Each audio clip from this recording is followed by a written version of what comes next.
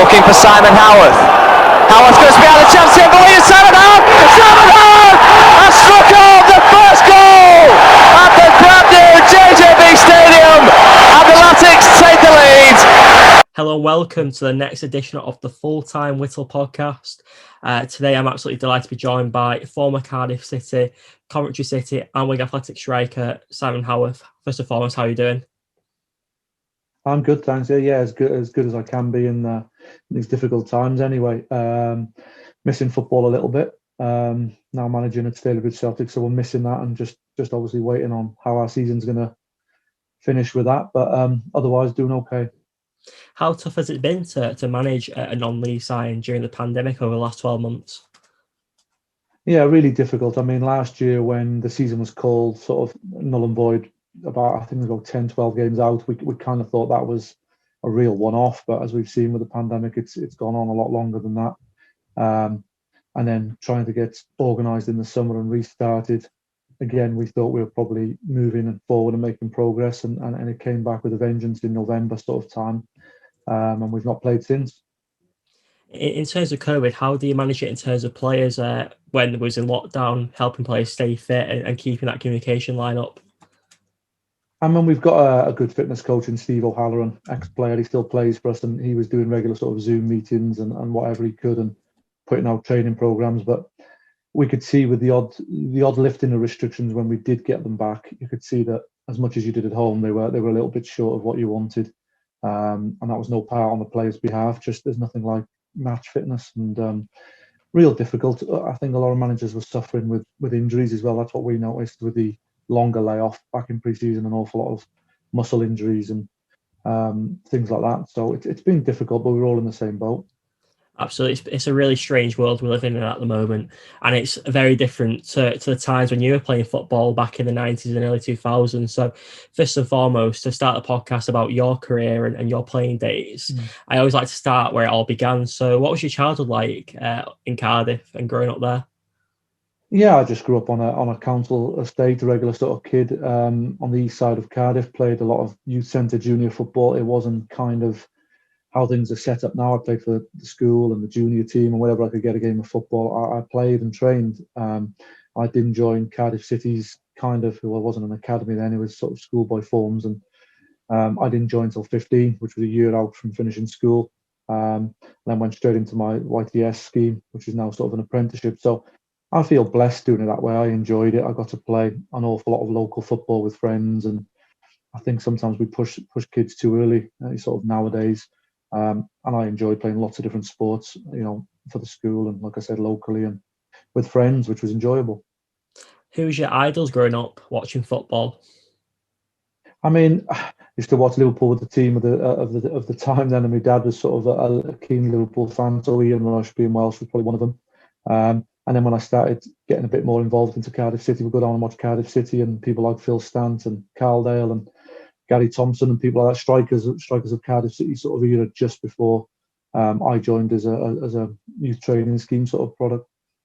You mentioned joining the youth training scheme product. What was it like to eventually be signed by your hometown club, Cardiff City? It was great. I mean, I had offers to go further afield, but my parents kind of felt it was the best thing to come home every day, and if I was good enough, I'd sort of climb the ladder from there, and I think it was probably a good decision.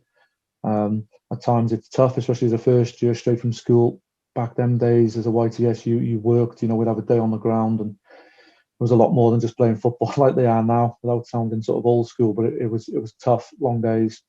And I enjoyed coming home and having home cooked meals and my mum and dad and my family around. So I think it was good that I did that. Are you quite a big family person? Oh, sorry.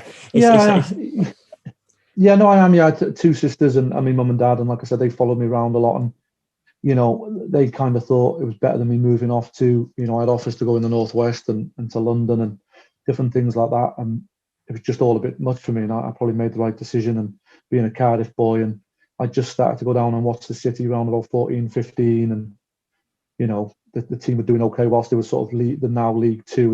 They were doing okay, and things were going well, and just sort of bought into wanting to play for Cardiff City, my home city, and it was a great honour then to be offered that YTS. And again, compared to nowadays, you were given your £27 a week and a bus pass, and you worked 7 days a week and you weren't a professional contract. None of us had pro contracts until we'd earned it for 2 years.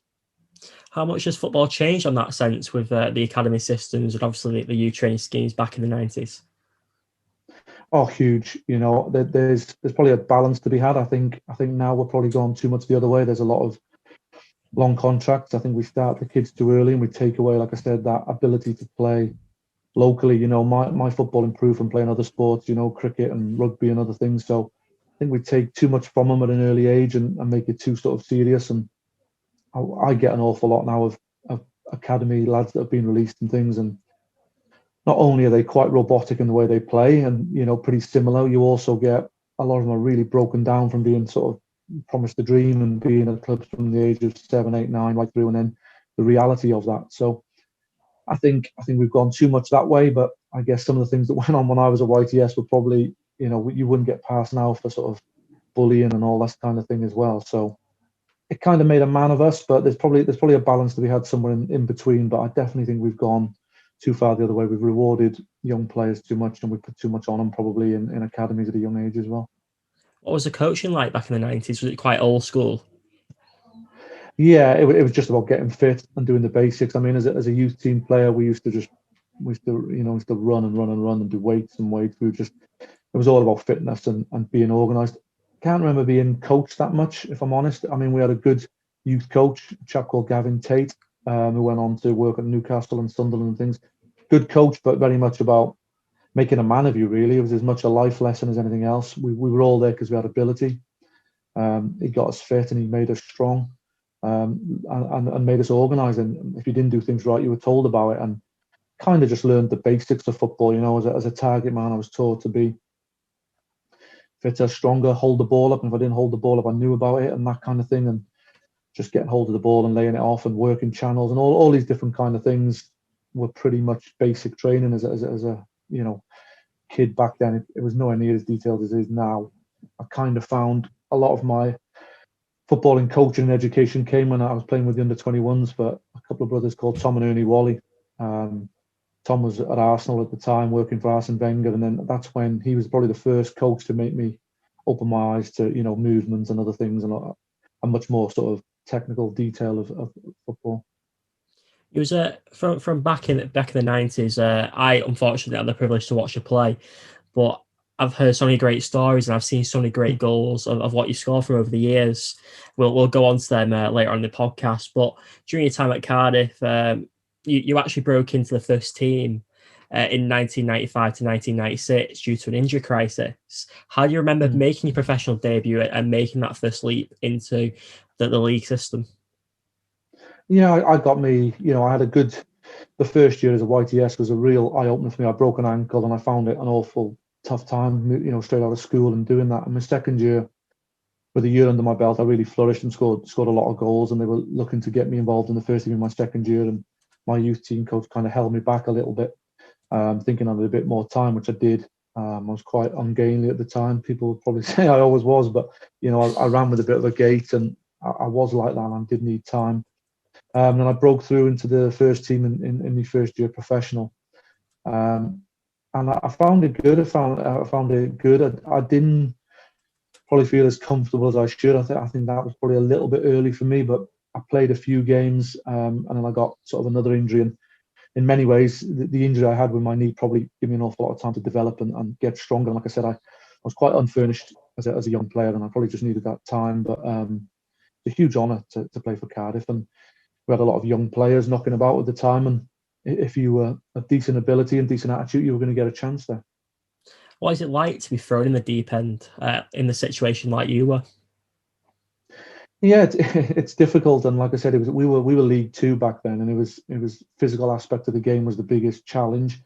So that was tough, and the difference in being sort of I think being demanded things differently in the first team, but we were better prepared than kids today because we had a reserve team. You know, I'm a big believer that it should probably be youth team, reserve team, you know, senior team. When I played in the reserves, I remember us playing against Birmingham, and a good mate of mine, Liam Daish, was playing in the reserves there, and big, strong, top level player, you know, and learned an awful lot from an afternoon playing against someone like Liam Daish. Or we play Swansea, in the sort of, I think it was like a Southwest combination league, and learned a lot more than the kids do today, probably. So that helped me prepare a little bit, but there's nothing like a first team game in front of a crowd and, a capital city, hometown city kind of atmosphere. In terms of your time at Cardiff City, how do you reflect on it looking back now?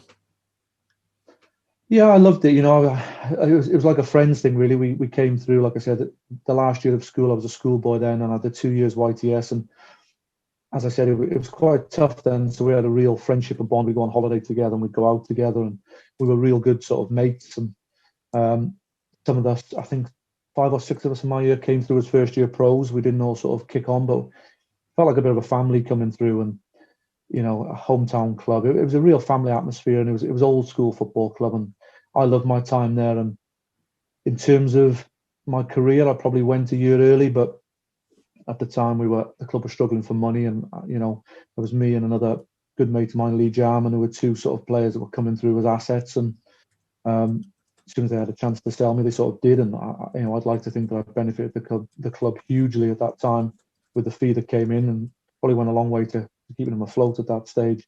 But in a personal development stage, I think another year in that league would have probably done better.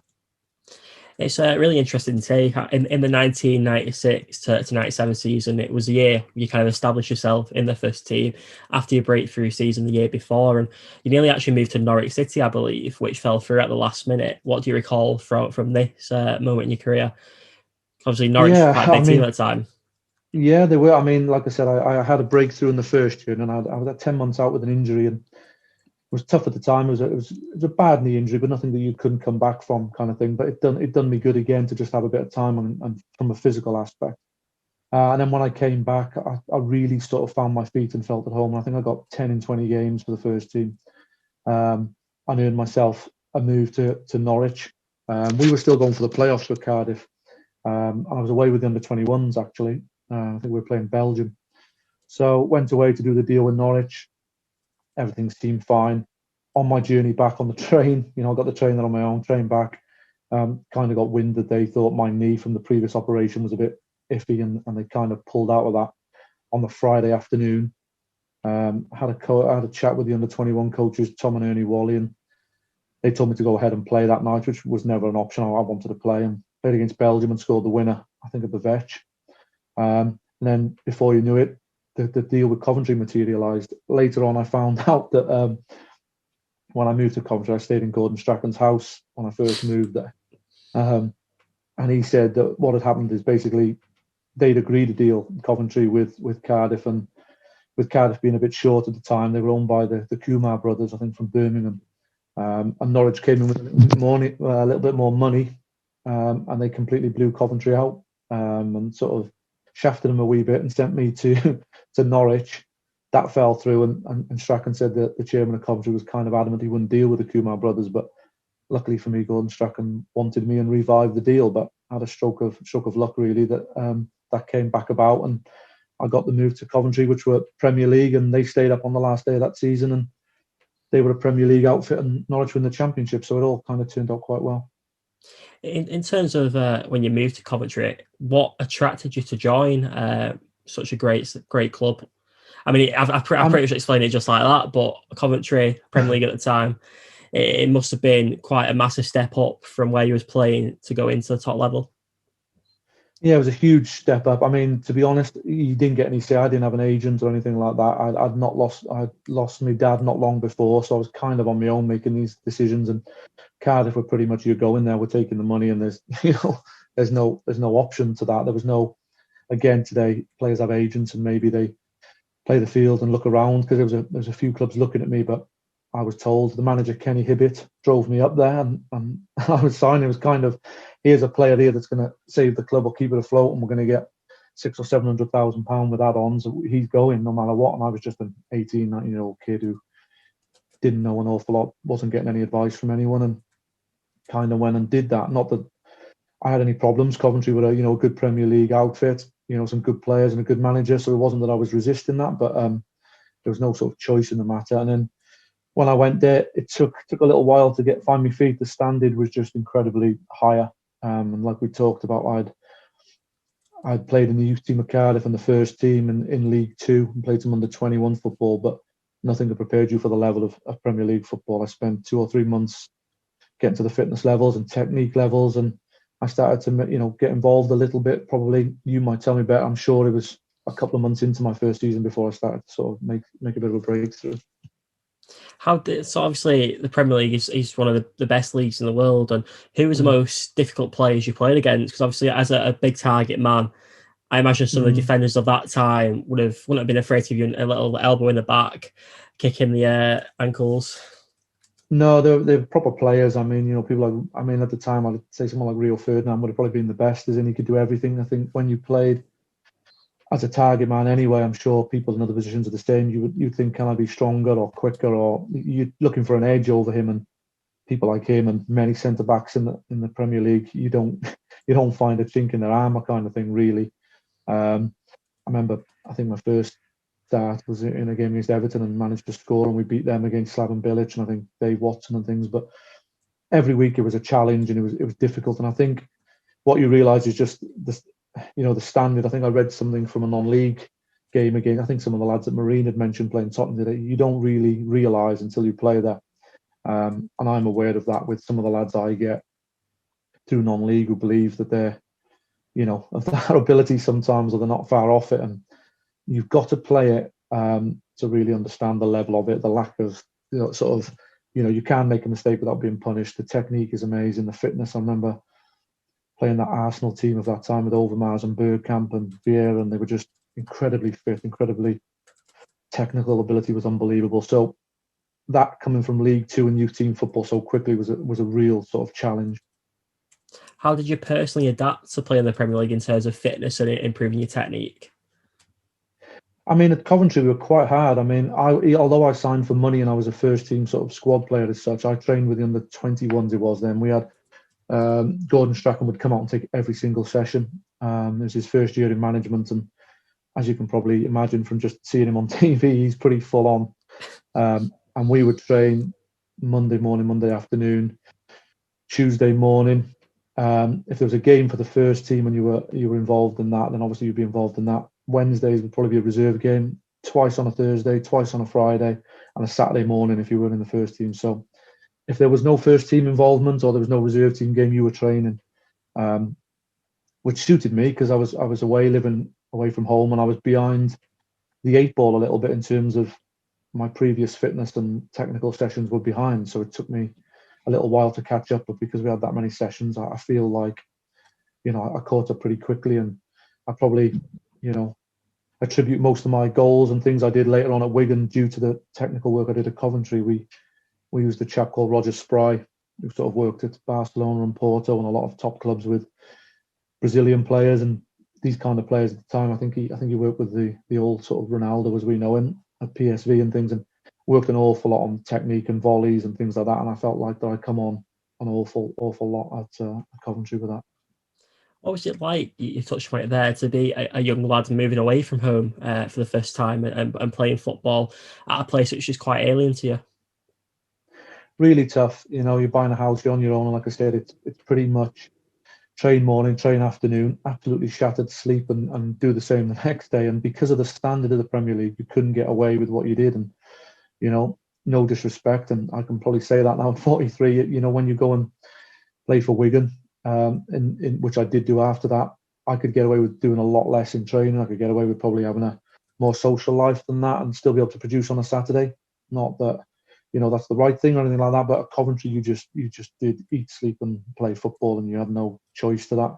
And if you didn't, you would get found out very quickly, either in training.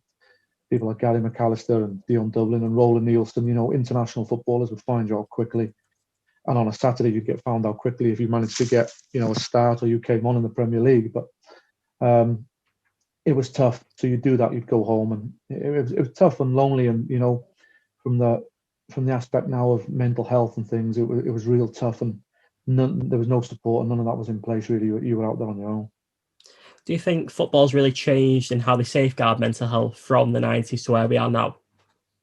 Yeah, that's one of the big, progressions. I know diet and things like that have improved. And like I touched on earlier, there's a few things we probably haven't improved and we could do with taking from the older days. But in terms of mental health awareness and looking after players and things like that, it's a million times better. I could have really done with someone being around back then to talk to, have a bit of advice from, and I wouldn't be the only one. There was a lot of good young players at Coventry, and it was pretty much sink or swim. And I can recall some very good young players. There was a strike partner of mine in sort of the reserve team called Andy Ducross, who went to Lilleshall and came through, played at 16, I think, with Ron Atkinson, and real talented boy, but struggled a bit more under Strachan because he was quite aggressive. And these people at the time, there was no support. It was like I said, it was kind of sink or swim, and we probably lost a lot of good players in that generation with that. Are you more sympathetic now when you're dealing with players as a manager because of your experiences? Yeah, completely. You try and think back to that. Like I said, it's a fine balance. Sometimes I find myself referring to how it was for me and thinking it was a lot tougher. These boys could do with a little bit of toughening up. But then there's the balance between, obviously, I had to go through that, but I could have done with some help. So I try and find the balance. I think some kids do need a dose of reality, if I'm honest, that I get come my way, and some I'm a bit more understanding of, as in things in their life might be going on and they might need a little bit of an arm around them. So I try and find a balance. But you're right, we're all far more aware of it now, and that can only be a good thing. I think it's a great thing. And you mentioned in your answers before, we touched upon mental health, Gordon Strachan. What sort of character was he to train under, and what stories do you have of him? Because obviously he's such a big character. We see him all the time on TV, and he's very fiery. He's probably, the best way of describing it is I totally appreciate what he was about now, but I didn't at 18, 19. It was his first job, and I've never read any books, but I'm sure someone said once in his book, I think he admitted he was just first job, first season doing it. He was too full on, and he was very, very full on. And, he was a shouter and a screamer, and he let you know if you weren't doing it. And it was Monday to Saturday. That was quite heavy sometimes as young lads. Some of us young lads found that tough. And I don't mean just lads that, that were on the fringes. I'm talking about lads like Marcus Hall, who played every week, and I think Gary Breen as well. Sometimes we'd get, we'd get an awful lot of stick off him, and he would come for you regularly. Track's sort of opinion was, I can't trust you at Old Trafford and Anfield if you can't take that kind of verbal and, aggressive approach. And I think he would put responsibility on you an awful lot at a young age. And I can see now what he was trying to do. But I think in his first job, he was maybe just a little bit hot-headed with that. I'm sure he'd admit that if he was here. But as a coach, he was just the best I've had, as a coach in terms of knowledge, improving players, understanding the game. He was the best coach I had. My short time there gave me an awful lot of what I took on from there. He was an outstanding coach. Probably just needed to be a better manager, but I'm sure he learned as he went on through his career. And it is tough to go. He was a player coach the season before, and you walk straight into that. And he was brought up with people like Ferguson, and I think his approach was very old school, which probably changed as he got older. What parts of your game did he help improve? The fitness side, which was just a general group kind of thing, really, but just awareness of the game and the runs to make and technique. We did an awful lot of work on technique, and my technique improved a lot. I felt like I had a good touch for a big man. I guess that's why I kind of got me YTS and got me pro in the first place, because I could do a few things that people of my size probably didn't do, but I was awfully raw and unfurnished with that, and he probably knocked off a lot of the unfurnished stuff and the rawness out of me. And isn't, like I said, his knowledge of the game, and you look at the career he had, he would pass on some brilliant advice. And coming down from him, then I learned a lot of working with Dion Dublin and a target man, and we had Gary McAllister and telling me what runs to make and how to hold the ball up. And I remember early doors in training, whenever the ball would go into midfield, I would just be tearing off behind into the channel from what we would do at Cardiff, and Gary Mack would always just want to play it around the corner, for me to hold and play. So quite quickly you got told that isn't the way we do things at this level, and you have to adapt and learn and improve from it, which I did, and it was an enjoyable experience. Probably just all a bit too soon for me, if I'm honest. At what moment did you start to realise that the once raw teenager was starting to become more of a technical and physical player, and you kind of adapted to the Premier League as much as you could? I think it starts in training. I think a couple of months in, at first you're a bit raw and gangly, and you're having to prove yourself. And some of these people are thinking, "Who's this guy we've signed?" kind of thing. And then all of a sudden you start to make a bit of a difference in training. You start to get the better of people like Richard Shaw and Gary Breen, and people who are playing in the Premier League every week, and you start to do things where you're scoring goals against people like Steve Grizovic and Magnus Hedman, and you think, I can do this. I belong here. I'm good enough to do that. And then you get your bits of football where you might come on for 20 minutes and do something positive for the team, and start to just take a little bit of confidence from you can hold your own. And then, like I said, I think one of my first starts, if not my first start, it was my debut. We beat Everton 4-1 and I scored and I got man of the match. And, I thought, I can do this. But I'd worked awfully hard to get to that point. I think my biggest fault from there on in was maintaining it. And most of that was mental, really. I'd got to the stage where I could physically and technically do that. And Gordon Strachan, I remember, pulled me one day and said, you could kind of play for whoever you want. At the time, players like me were kind of what people wanted, target men that could do a bit of something else and score goals were the way football was played in the 90s. And he had big hopes for me, but I mentally struggled with the living on my own and keeping up them standards and things like that. And I think I probably fell away at that level because I just wasn't ready for it mentally more than anything else. How hard is it mentally to cope with all these different factors? And when did you kind of realise that it were kind of working out at Coventry? I mean, I was always made to feel welcome. I signed a 4-year deal and I was never told to leave or anything like that. Ironically, when I was sub at Anfield on the Tuesday before playing for Wigan on the Saturday, I think at Northampton, so I was never not involved. I was on the bench, and Strachan wanted me to stay, and I know Brentford were in for me just before Wigan and things, and Fulham were a possibility. But I think it's because I was performing, and then the demands to do that day in, day out and probably go home on your own when things weren't working for you probably got to me to where I'd come back in the next day and be maybe flat. I'm not performing to my best and feel a bit sorry for myself is probably a good word.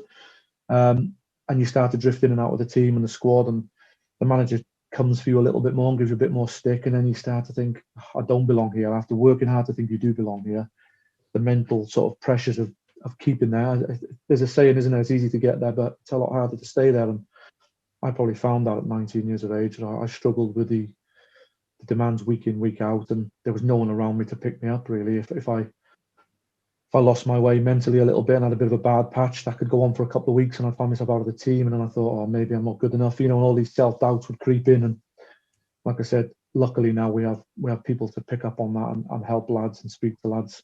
But then it was just man up and get on with it kind of thing. Was it a lot more difficult to cope with the mental side of things without your dad being around? Because obviously you mentioned that he sadly passed away. Yeah, because I think, like I said, back then a lot of lads' advisors were their dads, weren't they? Or mentors of such. And me and my dad were always the people who talked about football. He helped me all the way through. And if I had any of them self-doubts or issues at Cardiff as a youth team player, I remember I'd come home sometimes and say, I don't want to do this anymore. I've had enough. And it's not, when you have a bad day or a bad week. And he'd put me right on that. It was never the coaches, because again, it wasn't the way to be then. It was sort of man up and get on with it. So when he wasn't there at Coventry, most definitely, I firmly believe if he would have been alive there, I'd have a longer Premier League career. I'm convinced of that. The fact that I could do that and play at that level, and I showed that, and I had a manager with a huge CV and pedigree that knew I could, and he thought I could even go on from Coventry. And so did some senior players, showed that it wasn't an ability thing. But not having dad around and not having people who could take me to one side definitely probably ended up with me leaving sooner than I should have done from that league. When did your dad sadly pass away? Was it in the transition between moving to Coventry from Cardiff? No, he passed away. I think it was just around before so my dad sort of passed away, then had a knee injury. And then when I came back, I played them 17, 18 games for Cardiff over a couple of months without him around, kind of thing. And then got the move. But it was kind of okay back at Cardiff, even without dad around, because friends. It was a comfortable environment. It was an environment I'd known for years. But then with the move, I really needed some help. And you're doing everything. You're finding a house on your own. You're learning to drive. You're having to train twice a day. You're having to meet new friends. All this from a kid who was just brought up and raised up within a little bubble in Cardiff. So probably about a year later, I guess it was. Yeah, it's a really sad thing to hear. And do you kind of regret your time back in the Premier League and not being able to take the opportunity with both hands? Yeah, I mean, I'm pretty honest with the way things are. And I'm sure, I hope that comes across, and the lads you spoke to will probably tell you that. And I enjoyed the experience, and I'm grateful for it. But I do firmly believe, like I said, if there was a little bit more support around me, I probably would have had a longer career. And that is tinged with sadness, because I think I was good enough to play there, and I'd proved that with, like I said, with the move and with the people that were there telling me I could, and obviously with my performances at times at that level was clearly capable. I could do it. But it was just too much too soon. Like I said, a lot of these lads that were having bad times would go home to their family and things, and I was kind of just a boy on their own, and it was tough. Yeah, and I think I was the only one probably in the first team of that age that was on their own. I think the boys in the reserves and the youth team were obviously up in a lodge there. Coventry used to have a lodge, and they'd stayed there, and to an extent they probably had more support themselves in each other and the two people that used to run the lodge. I mean, going home to my house that I bought was probably more lonely than in many ways. At my age, I'd been better off in with the scholars in a lodge and getting fed, and having the couple of older people they had around running the place. It might have been better for me that way. Yeah, it's a really interesting and outtake, and I really appreciate your honesty on that front. And to move back to your career now, in terms of leaving Coventry, you signed for Wigan Athletic in 1998. What attracted you to join the club at the time? I mean, Michael O'Neill was playing with me at Coventry, and Mick was a big influence in it, to be honest. Me and Mick were sort of mates. He'd gone to Wigan before, and he'd seen that I was on the bench and things, and he just sort of said he told Wigan to come and buy me, basically, and come and get me.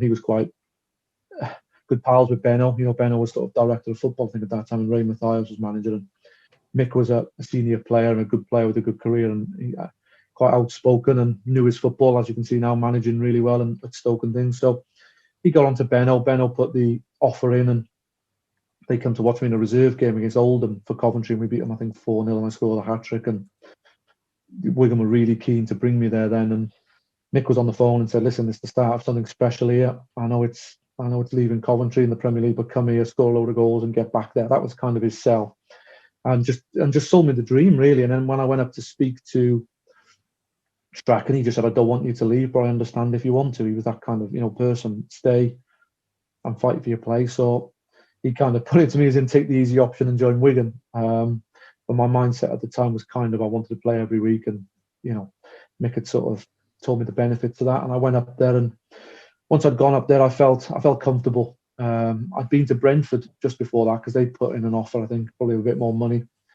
I went to Brentford for a couple of hours and left the place. It wasn't for me. Went up to Wigan and loved it. I liked Benno, and I met Colin Greenall, and I knew Mick, and everything just kind of felt comfortable. Seen the stadium and met the chairman, and you knew that Dave was going to get them where they eventually ended up, and you knew you were going to play a part in the beginning of that journey, and it sold it to me, really. When Dave Whelan first voiced his plans of what he wanted to achieve at Wigan, what was it like to hear that as a player? Was it quite encouraging, or did you kind of think it was a little bit unrealistic? No, I mean, it was exciting, and you wanted to, that was more of a draw. I mean, Brentford were trying to say the same things under Ron Nodes at the time. I think he's passed away now, Ron, but both them teams were trying to buy players like, myself, and Mick had gone there, and Lids came to Wigan, and Brentford were doing the same. I think they bought Horideston, and it was meant to be me and Horideston that joined.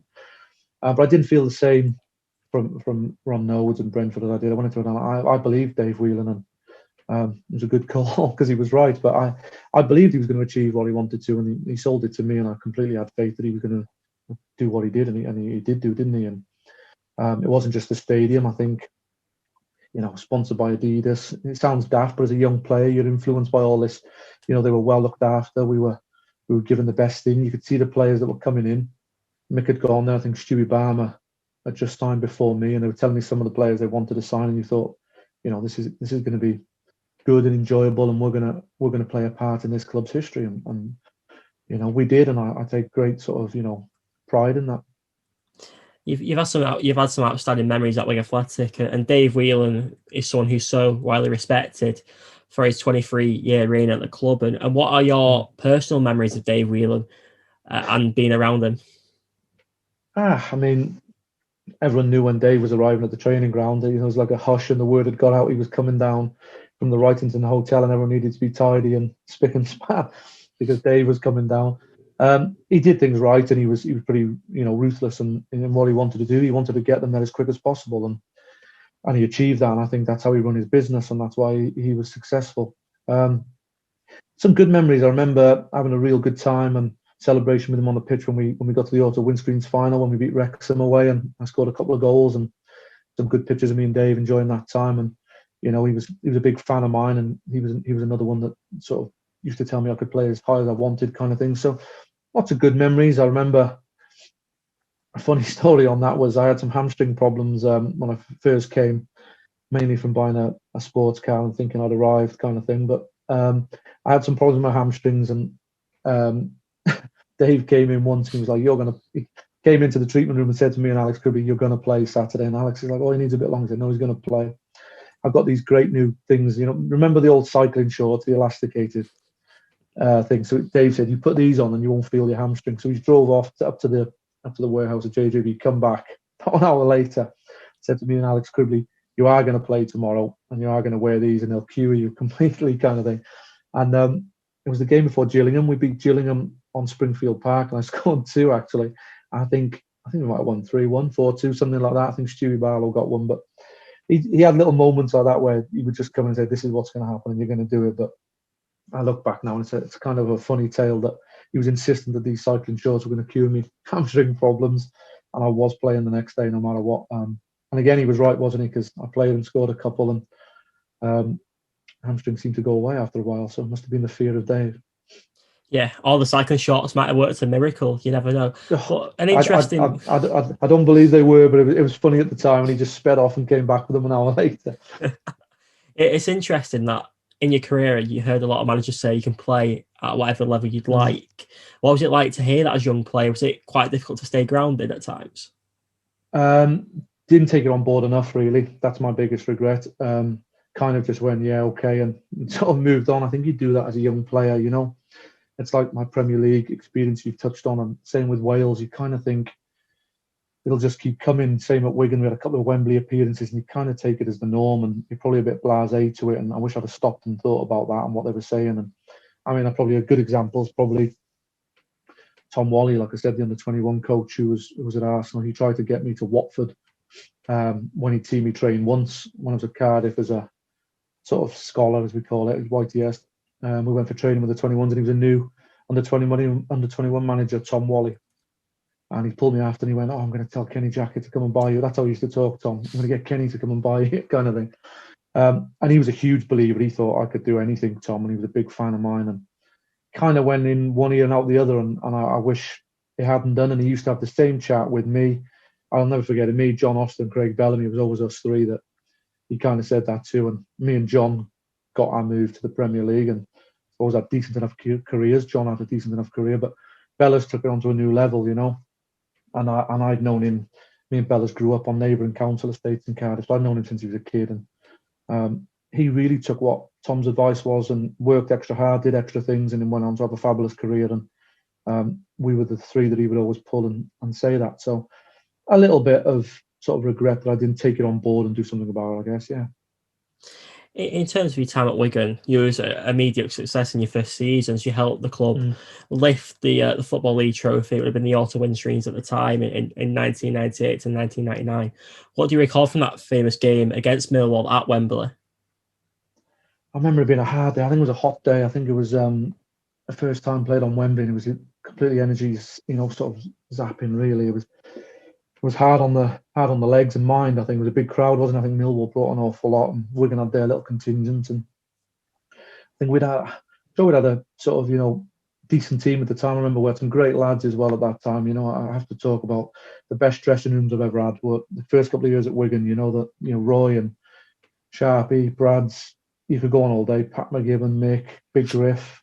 There's just so many good lads, and we were really, really close as a group of lads. And I remember we just, my feeling was this is the start of getting Wigan somewhere. It was a trip to Wembley, and this is what David all brought it together for. I know years later they went on to win the FA Cup there and get the ultimate dream, but that was the beginning of it all, and that was like I might look back a bit nostalgic, but I feel great pride is in that's what got Wigan noticed. That's what got the town and the football team rocking. I thought, great day, good game, and you can't beat a late winner. I can remember Paul Rodgers getting the winner and us celebrating and going mad. And I just thought, I'll have a piece of this. This is what we're going to do, and we're going to be here every year. And it's a good group of lads, and it's a good club, and just real good memories on it. And whenever I see Cole Greenall a little bit when he's at the Lancashire FA, if I'm driving past, I pop in, and we always talk about the also windscreens kind of there.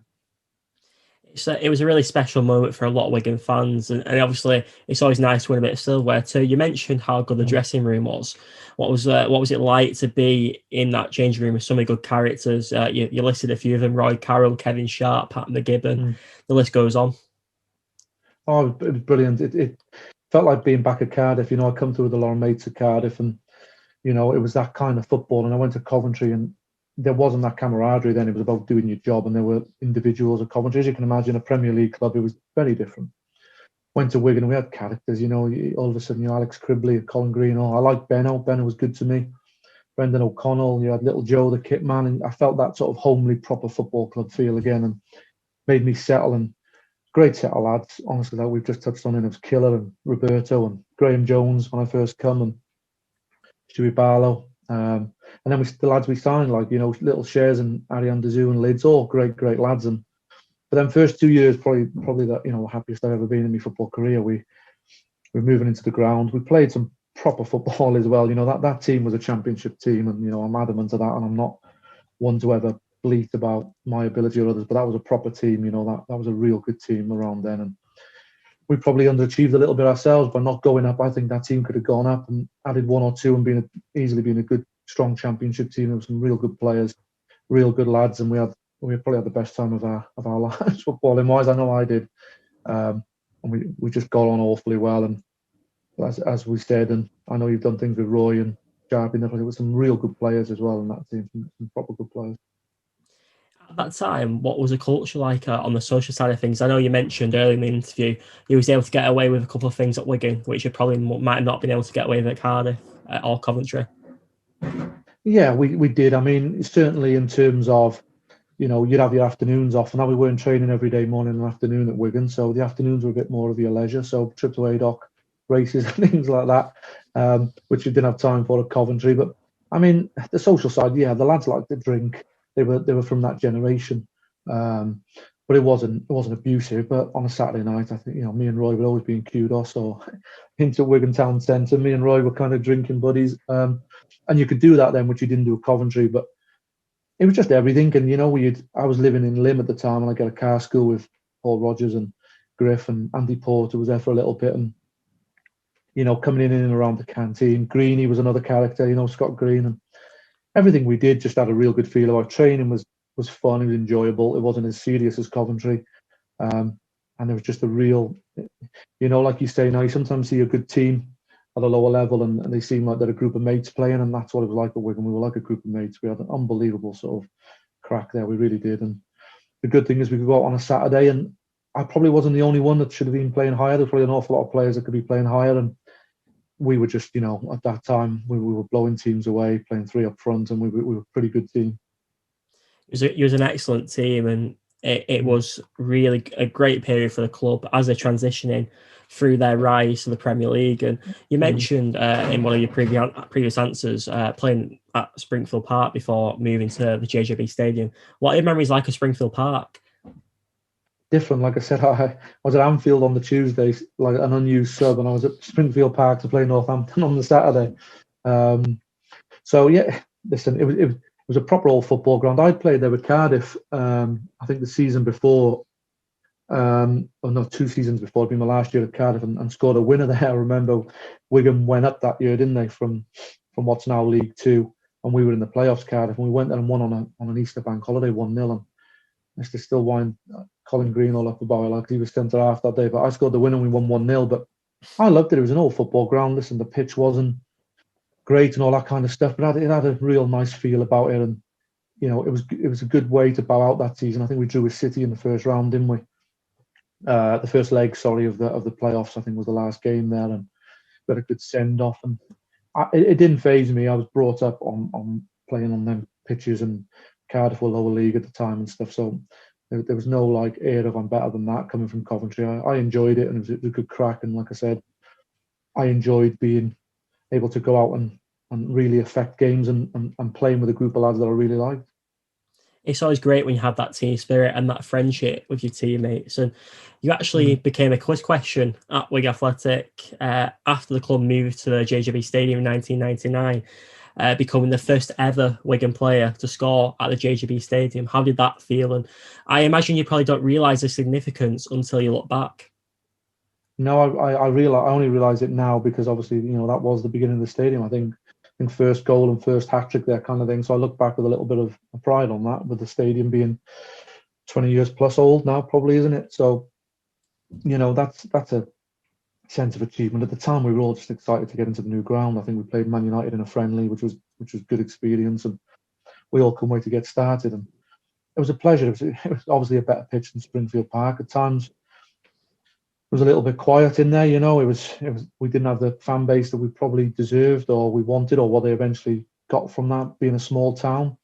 It was a great place to play, and like I said, we played some real good football, and every now and again something will pop up on social media and I'll see a few old goals, team goals or individual goals, and think, and remember we did play some proper good football, and it was a joy for us to play and be part of. And I think we sort of awoke the town, didn't we, to football. And when I come there, I was reminded of how heavily influenced it was by rugby league, and I think we came in and just started to get the place rocking a bit in terms of people could follow the football team, and the town was starting to get noticed. And it's nice to have been part of that. I know I keep saying it, but we played some really good football, and we had some good players there. You mentioned obviously scoring some goals and being a part of that transition as Wigan became more of a football town, and you gave the supporters a lot of memorable moments, and one goal that lives longer in memory, in addition to the first ever goal at DW Stadium, was your goal in the 2000 Division 2 playoff final against Gillingham. How much was that goal at Wembley instinctive, and how much did you think about it? Because it's a great finish, such good skill required in technique. If it was, I was lucky to score some good goals at Wigan, and like I said, I probably came from working on that kind of technique an awful lot. The goal I scored would have been stunning. We used to do them every day at Coventry as part of the warm-up, that kind of volley outside of the foot inside. So I'd have to sort of, give the credit to Roger Spry and Gordon Strachan for some of the work we did at Coventry for that. But I used to just do things like that, and I probably, it's probably better to ask some of the lads maybe I've played with to back me up on that. Otherwise, it sounds like I'm just, blowing hot air out here. But I kind of did things like that, chipping keepers and flicking things up and lobbing it. And, I used to try all them kind of things. And, people used to be probably a little bit shocked because of my size. I could do that. But that was my strength that made me a pro footballer. I had a good touch and a bit of inventiveness for a big guy. And that's what probably stood out from being just a normal target man. I wasn't that aggressive or physical as a 6'3" striker, but I could do things like that, and I could, could score goals that I shouldn't score, and that was just another one. I've just got across the defender. I think Ariane Bezous somehow was in the left back slot, if I remember. It might have been Sharpie, but I think it was Ali who sort of crossed it a bit short, and I just tried to stand it up on one foot to flick it the other. It was completely audacious, but I would do that in training and things, and it didn't matter. I would do that in a game as well. There's probably a reel somewhere of me trying things out and missing every time, but that time it came off and went in, and just the kind of thing I did and the kind of way I've played. And credit to my teammates and credit to Wigan and the people involved. They let me just go and do that. During training in the week, I got away with a little bit much doing things like that, and probably not doing the things I should do sometimes. But every now and again on a Saturday, it would come out, and I played with a real freedom at Wigan, and I'm grateful for that. Do you regard your goal at Wembley against Gillingham as one of the best you ever scored? Yeah, I think so. I mean, there's another one that came on last year from Berry, which was probably harder technically, and but it comes over my right shoulder, that going away from me. I think Michael O'Neill plays sort of a diagonal. I run through and I get up in the air and left foot outside of my left foot volley it back over the keeper, which I think it was a much harder goal to score. And if that would have been at Wembley, then that would have been even better, in my opinion. But the Wigan one, because at Wembley, the playoff final and the magnitude, and people replay it, and I get loads of real nice, humbling kind of comments on it. So that's the one that stands out. But if you if you probably have a look at the Bury one, it might have been a league game, it might have been some cup, some auto windscreens league cup kind of thing, but that was harder to do. And I think if you'd have put that on Wembley, it'd probably been even better. But yeah, good goal. And it's nice because we lost on the day, and it's one of the nice memories I can take away from my time at Wigan because it does get replayed. A lot of people talk about it, so that's nice. It's one of my favourite goals from Wigan Athletic over the years because the technique and the finish. I always like the goals where the keepers just kind of helpless and don't move. So it's a fantastic finish, and it was a really lethal attack back in the 90s and early 2000s with Stuart Barlow, yourself, and Andy Liddell leading the line. Was that attacking partnership the best you ever played with? Yeah, I would say so. Yeah, I mean, I played with Stewie a little bit at Tranmere, but he was a bit older and a bit in and out. But Ray tried to recreate that a little bit at Tranmere with me and Stewie and either Ian Hume or Alex Hay or something. But me, Andy Liddell and Stewie was just, and we had some good firepower in behind. The two full-backs, Sharpie and Brads, could deliver. Michael O'Neill was an outstanding player. Probably didn't get the credit he deserved maybe at Wigan. I think he was very brave. He'd always get on the ball even when you're winning or losing. And Mick was an outstanding footballer, and Roberto could find a pass. So we had good ammunition, but we all complemented each other. I was the one down the middle, and I was a bit of a maverick, really. I kind of did what I wanted up there. I floated about, and I wasn't really a conventional 9. I kind of did what I wanted. Stewie had the pace and would always get in behind and would probably be more of a poacher. And then Lids glued it all together. Lids did an awful lot of work in and around me and Stewie and off us, and and it just worked. The three of us just worked, and we all got on well. And it's the best strike force, and we just terrorised teams. And like I said, that team and certainly that 3, we could have played we could have played in the Championship with that 3, no danger. And then I think we brought Neil Roberts in as backup as well, which was good. He came in and we had 4 people to do that, but that 3 was pretty special. Yeah. In terms of your time at Wigan, how do you reflect on all 4 years you spent at the club? I imagine it would have been one of the best times you've had in your careers because it was the longest time you spent at a single club. Yeah, I loved it for the lads that we had, and like I said, it might be a bit nostalgic and rose tinted glasses kind of thing, but we were the ones that got that journey moving and that motion working. And there's a real nice feeling to that because we were starting that in what I'd call old school football. I know they went on to greater things, but there'll be a load of fans there who'll have got as much out of going to sometimes Rochdales and Carlisles and seeing us win and play open attacking football and being at the start of the journey. It's like a lot of things, at the start of the journey is more exciting sometimes than when you get there. And I'm so pleased for the club and Dave that he did get there, but I've got fond memories, and I think probably a lot of fans have real fond memories of that kind of late 90s, start of the journey and getting the whole thing going. There was a lot of pleasure to be taken from that, and I loved it. Made some good friends there, played with some good players, and probably enjoyed the best football of my career while I was there as well. So a bit tinged with sadness in the way it ended, and sort of went out the door a little bit when I was sort of looking to stay on. Maybe a bit foolish from me, and probably a bit foolish from me, and a bit of overreaction from the fans, and that probably stopped me staying on for a few years because I was talking and negotiating a new deal at the time with Paul Jewell, who liked me. Can you talk us through that period where your relationship with the fans and the club started to sour a little bit, and you landed yourself in a little bit of hot water? I believe it was a game against Cardiff in February 2002. Infamous. I mean, my relationship with the fans, I always felt like I played, and I looked like I was shattered after the first minute, like I did the 90th, and I had one leg longer than the other, and inverted hips and all this. Mechanically, I'm not great, and I always looked a bit lethargic in the way. I just played like that. Like I said, a bit of a floater, a bit of a maverick, playing up there, doing a bit of what I wanted sometimes. But there was never a lack of desire, and my teammates would always tell you they'd want me in that team, and I would contribute. I think Wigan fans liked people to run around sometimes and put a shift in and all that, and perhaps weren't as accepting or understanding of someone that sometimes might come across the way I did, body language wise. So I was always a bit of a scapegoat at times anyway. Lids tore around the place everywhere, and fans loved that. And they would see me sometimes not chase a lost cause, and I'd think, well, there's nothing to be gained from that. But then I would do things in and around me that Lids wouldn't do, and he'd be able to tell you that. So we all complemented each other, but I did feel that a bit of an easy target at times. And like I touched on, I think Michael O'Neill was at times, and that was because sometimes he would always want to get on the ball and make us play, and that if you do that, you give the ball away. And I think sometimes when we were losing, Mick would go and get the ball, and people would be on his back to do things quicker. But he was brave. He was braver than the man that just lumped it up the field, to be honest, because he kept trying to do the right thing. And then obviously the Cardiff time came. I didn't really have a problem. I was getting back. I was beginning to enjoy my football with Paul Jewell. I was a bit in and out when Steve Bruce come and things like that. I enjoyed playing with Bruce Rioch and John Benson. But I was okay with Paul Jewell. He liked me, and things were going okay. And I got a bit of my sharpness back. I think I played some good games. And he offered me a new deal, and the club did, and we were negotiating that at the time. Wasn't far off signing it. And then the Cardiff thing, I think we were 4-0 up, and I came on, and I did the famous Ayatollah, which is just it's a bit of a nothing thing that Cardiff fans have always done and asked ex-players to do. And, you've seen people do it at a higher level than mine. Alan Ramsey used to do it, and I think Dave Jones did it whilst he was at Wigan managing, if I'm not wrong. And the Wigan fans just took it completely. I got sort of continually booed for 90 minutes for the next 3 weeks or something.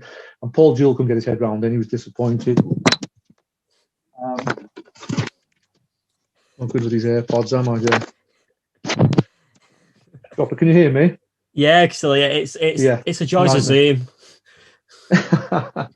So we didn't have a problem as such. The players didn't have a problem, but it was a bit of a fan thing, and I think the fans were that adamant. They were fed up with it and not happy with it. That Dave Whelan kind of took it in his own hands, and I was kind of pushed out the door and told to move on a little bit, which was sad.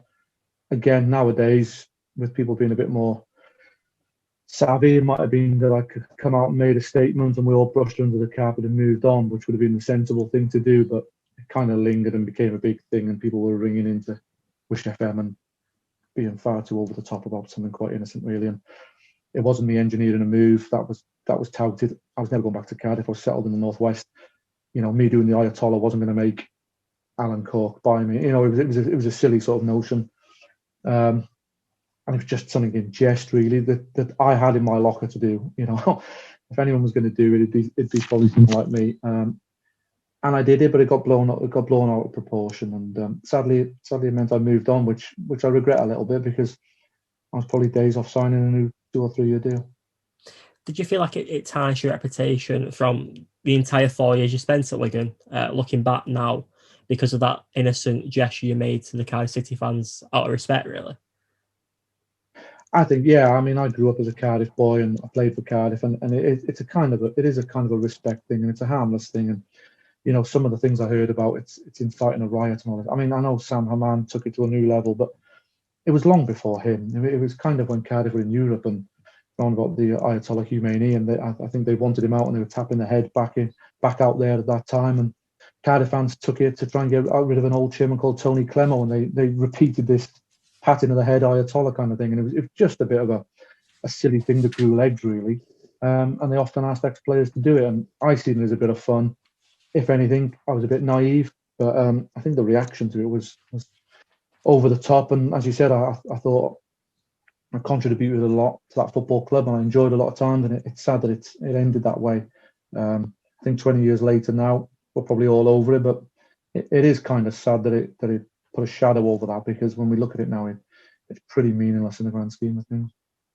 Absolutely, I completely agree. And obviously, after this moment, a few weeks later, you moved on to Tranmere Rovers. How did that move come about for you? And what did you think about joining Tranmere at the time?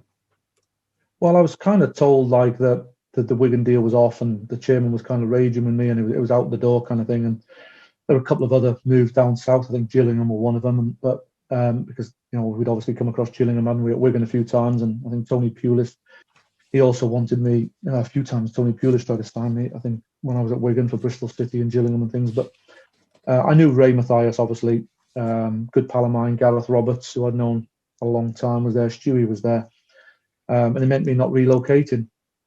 So I joined Tranmere. They were doing well at the time. They'd just been not long out of the Championship. Some good players and a good football club, and I went there. And again, I enjoyed my time. It felt like Wigan and Cardiff felt like a real traditional football club, and probably the best relationship I've had with a set of fans as well. Cardiff were kind of love or hate every week with just the team in general. They were pretty hard. Cardiff, they were either amazing or pretty hard.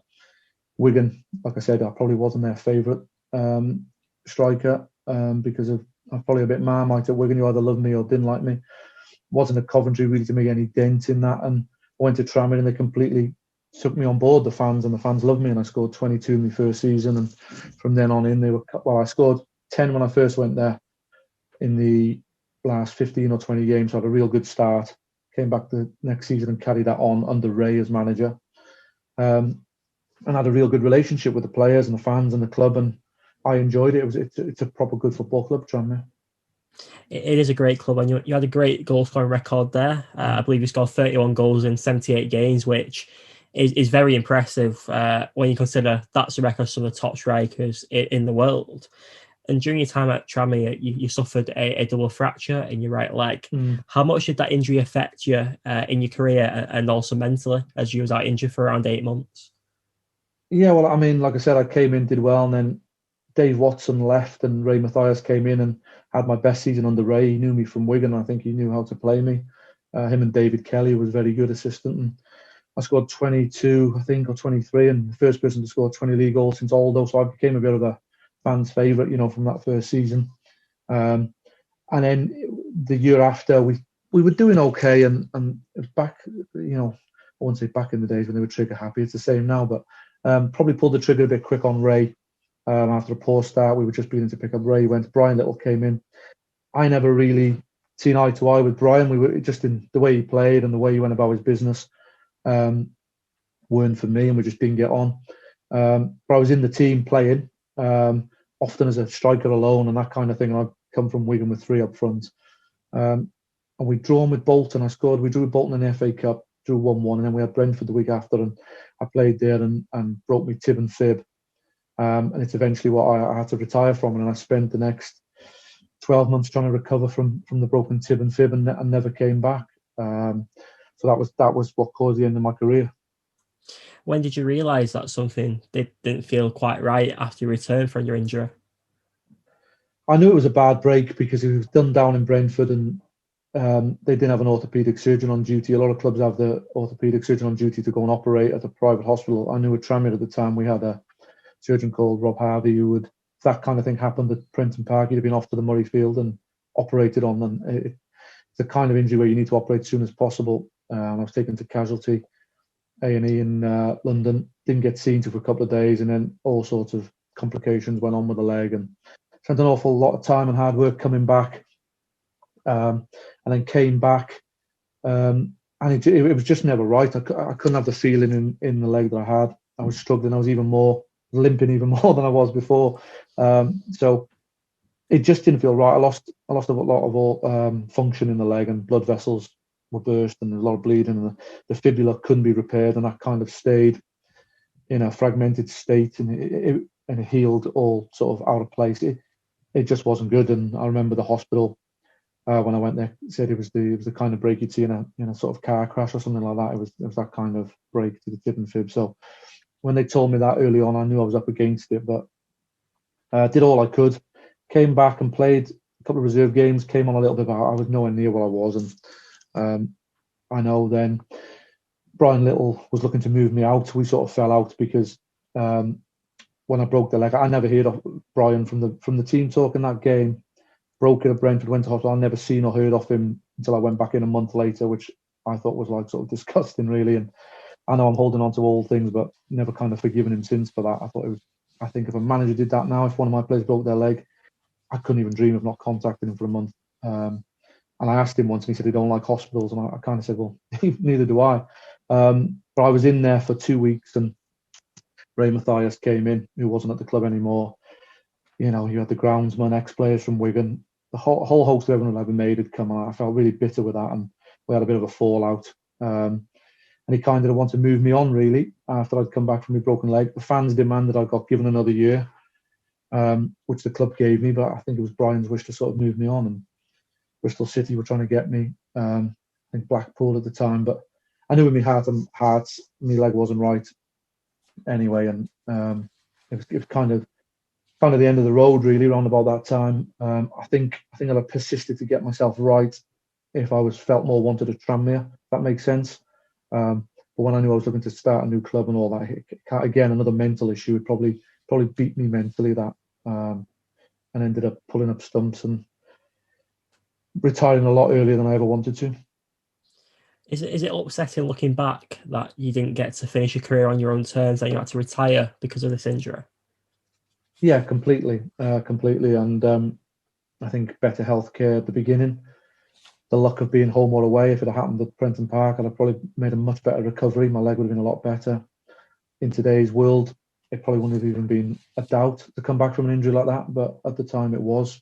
So yeah, lots of regrets and disappointments that it was that soon. And whilst my body had a few injuries, and I took a lot of knocks and played with lots of painkillers and all, I don't think I was somebody who would have ever played beyond 34, 35 because of, I broke my ankle as an apprentice, I had a knee operation. I'd had enough injuries and took enough knocks and kicks to realise I wasn't going to have a huge career, but I was probably robbed of 4 or 5 seasons at least. Yeah, so that was disappointing and drove me away from the game. And I probably suffered mentally a lot more than I ever realised at the time.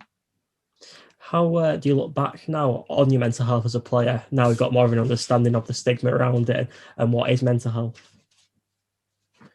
I mean, in a few years ago, probably longer than that, I went and got some counselling just to deal with an awful lot of things that had gone on. I was pretty lost after football. Never really dealt with finishing early, and some other issues that had gone on then. Can you still hear me, Jay? I still hear you. Yeah, sorry, mate. Yeah. So yeah, I went and felt that it was good to speak to somebody about what had gone on, and even as far back as losing my dad and things like that. So I think it's a cliche, isn't it, saying it's good to talk to people, but it certainly is. And I felt I just needed to do that to get a lot of things off my chest and to just speak to somebody, and it done me the world of good, really. I think that might have been 6-7 years ago or something like that. And to just put everything in place once and for all. And I just wanted to understand a little bit more some of my traits and behavioural patterns as well. Now that I perhaps had in football and what was behind them and things. So I got an awful lot from that, and I'd recommend anyone, that had a few issues or a few regrets about their career or any walk of life, go and speak to someone, get some independent advice, and it really is beneficial. Do you think football has more of a responsibility to look after players and their mental health after the career finishes, but also throughout the career? Yeah, definitely. I mean, the PFA, I don't want to slag the PFA off, but they didn't do an awful lot for me after I broke my leg.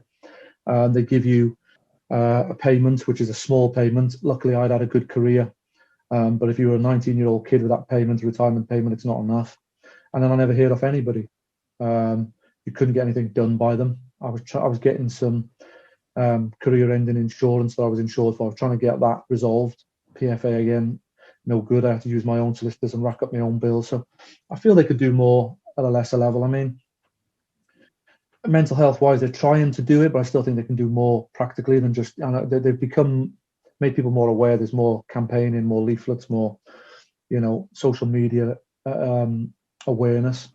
I think they can do more on a practical basis. I mean, I think the one thing that the PFA should do, and it's an idea of mine, is that I think we should probably get regional representatives to maybe look after. I don't know, if you come up to me and said, there's a certain salary, go and look after 30 players, current, X, whatever, go and see them. You might pick up the phone, and for every couple that are like, yeah, I'm fine, my family is still together, I've got a good job, there's going to be one or two who are like, I could really do with you coming over for a cup of coffee. Actually, life's not gone so well.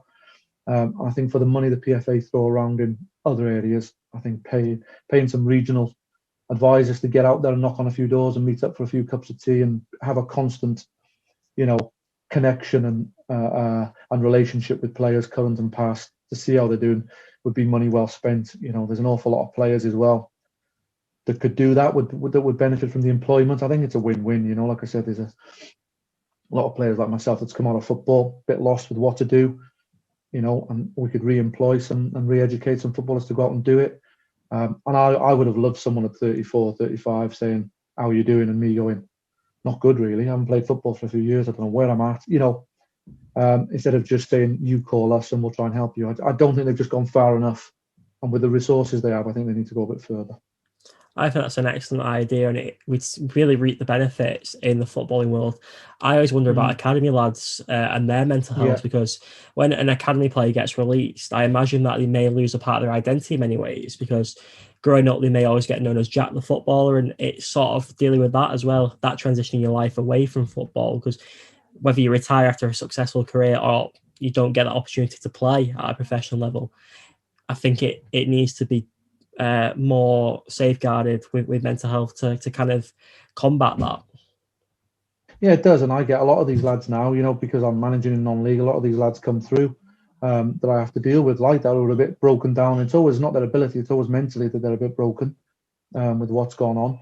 And I think we do need to do that. And as I said, I think it's a good idea. It might have already been touted. People might already have it. It's just something I've always thought about, Like I said, I speak to Colin Green all a little bit, and Cole was always a good figure at the club.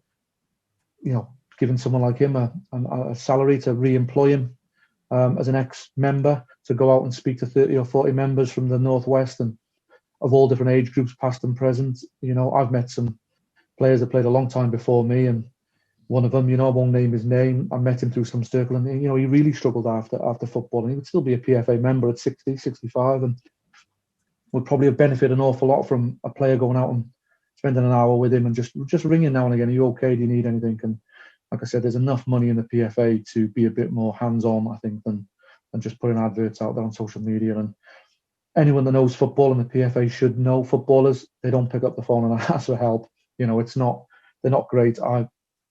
Being a footballer and seeing other footballers, half the time they don't open their mail and return things. They're notoriously a nightmare for dealing with stuff like that. And I think still hoping that ex-player that's got money issues or gambling issues or drinking problems or that's just recently divorced, asking them to pick up the phone and ring someone and admit that, I think we're still asking too much. I think we need to go to them. I think it's a great idea, and it's always good to talk, because just checking someone's all right, it goes a long way. Just a quick message so they know that they've got someone, they're not alone. It's massive when it comes to mental health, and knowing what you know see now. The money, Jay.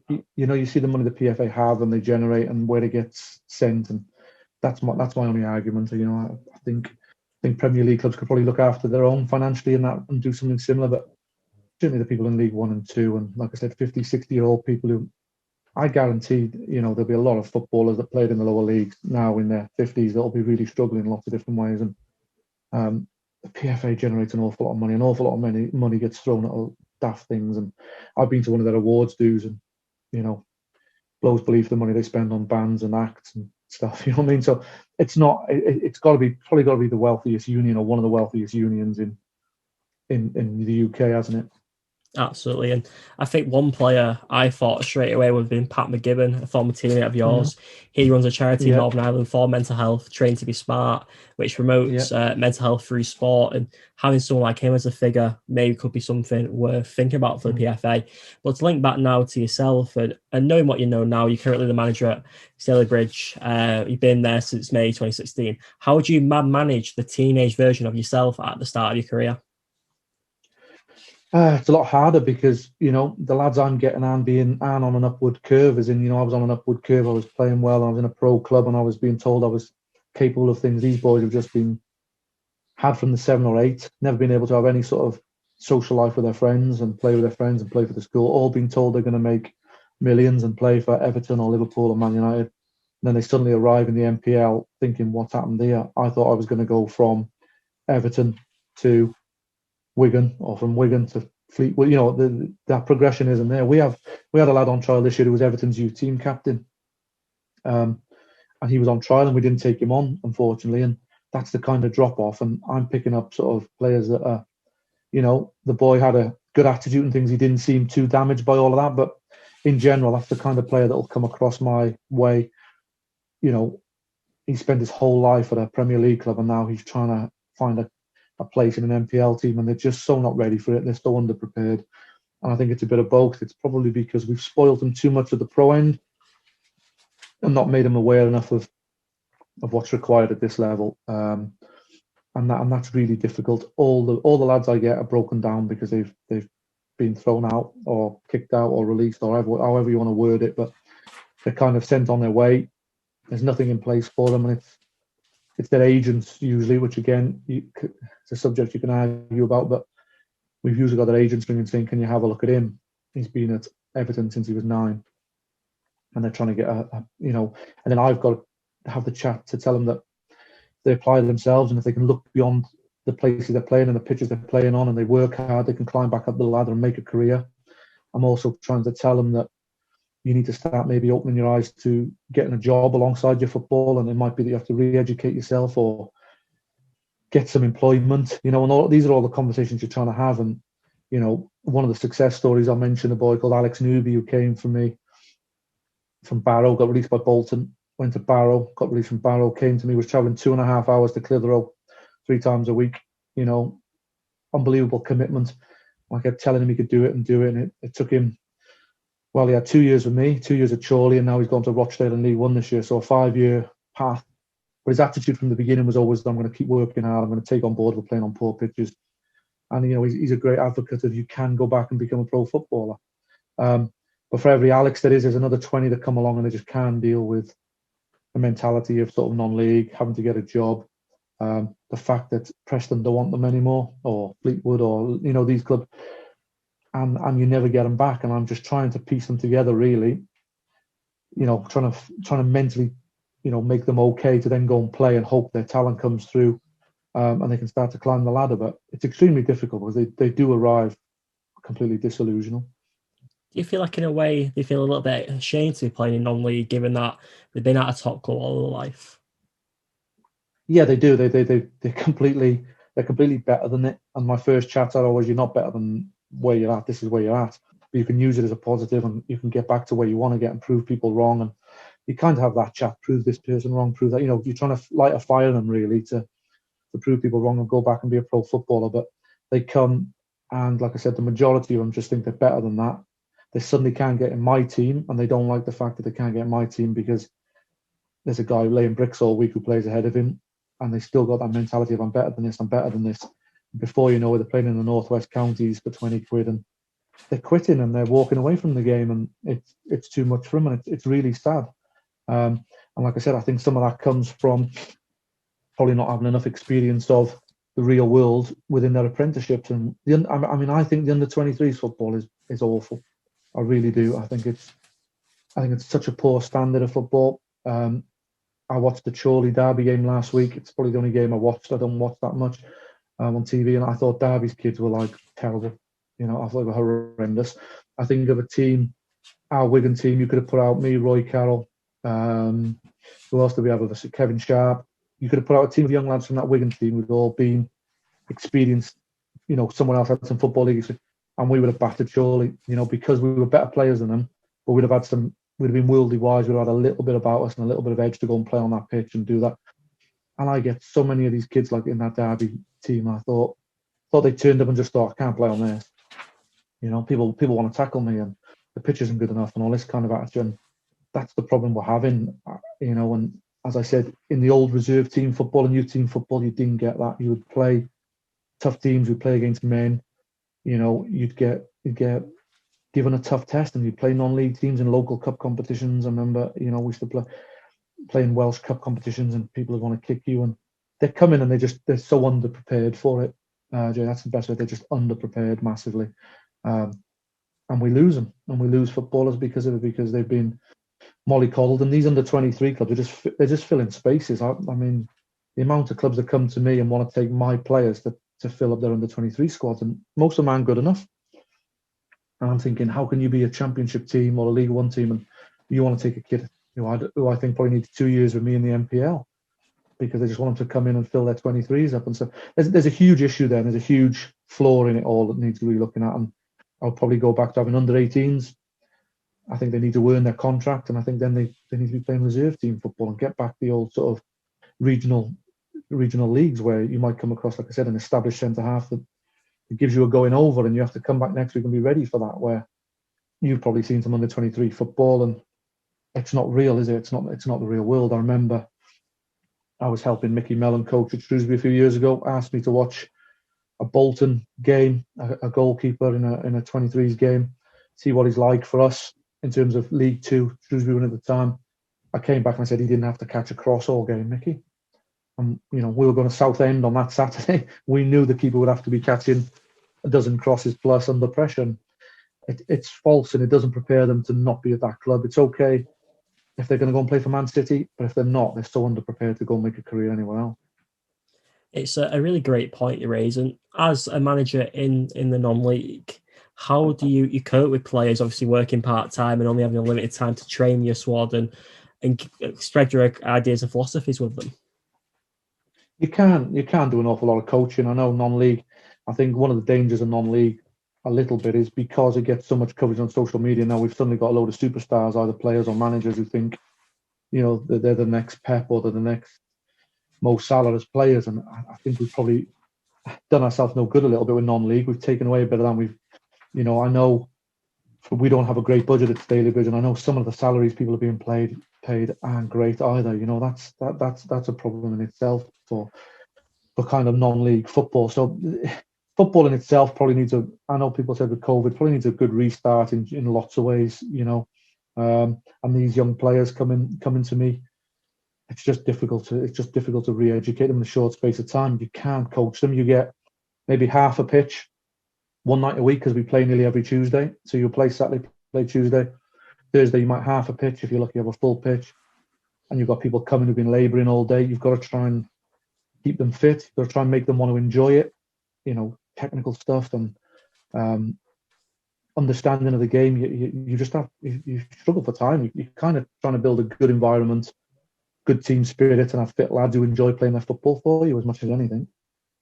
Absolutely, and it's all about making those seconds count as well. And in terms of technical ability, you've got a great coach and managing yourself too, given who you've learned from on your technical side of things and employing that to your players. And you've been a great guest, and it's been great to hear about your career, but also some of your ideas about mental health and the lower league and under 23 system for younger players. And now to end the podcast, I always like to ask all guests, who will be your five-a-side team of the best players you played alongside throughout your career? It's going to be a difficult choice from some of the names you mentioned. You can also have a manager too of this team. Have I got to be in the team?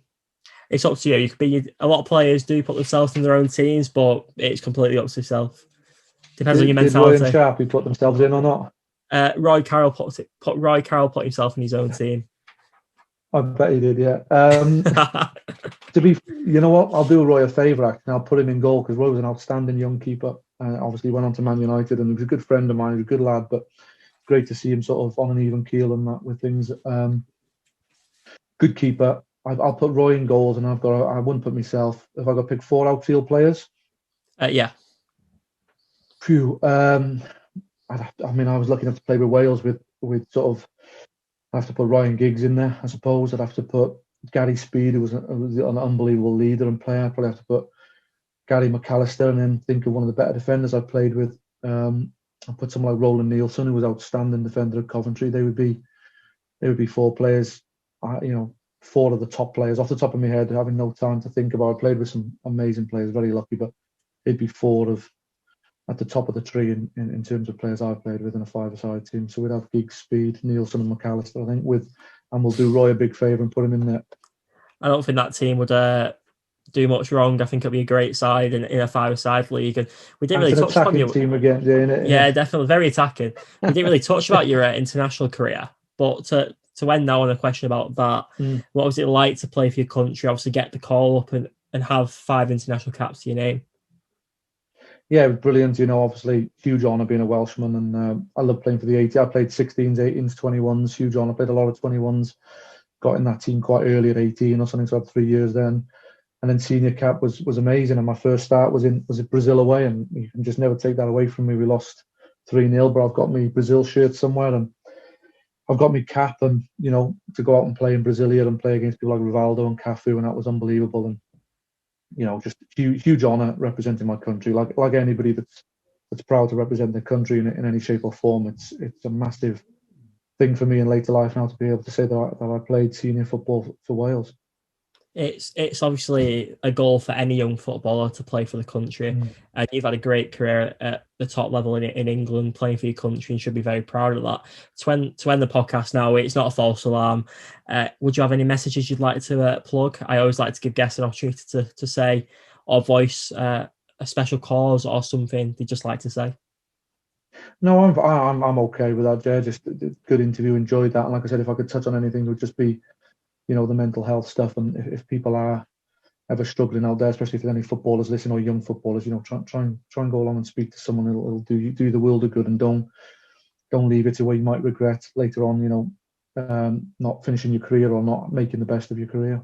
If you enjoyed this episode of the Full-Time Whittle Podcast, please like this video and subscribe to my YouTube channel. Thanks so much for watching. It's always appreciated.